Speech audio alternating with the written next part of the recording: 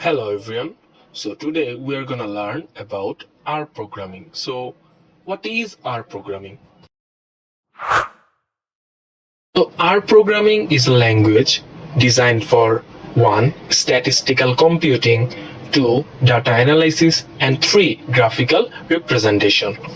There are several key features of R programming which you are seeing in the screen.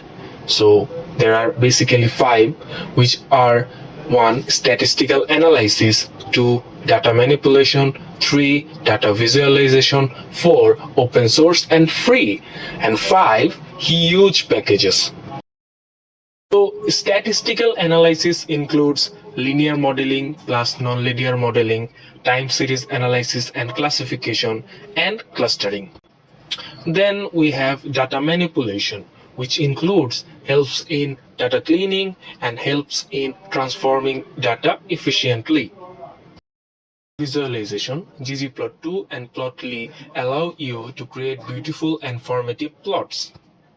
And next up is open source. So anyone can use and contribute to R, and which is completely free.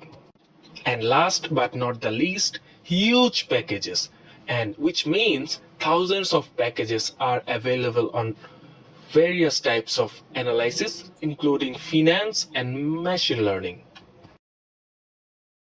What are the things you can do with R programming? So you can analyze survey, create statistical models, visualize trends and patterns in data, perform ML tasks, and work with geographic data.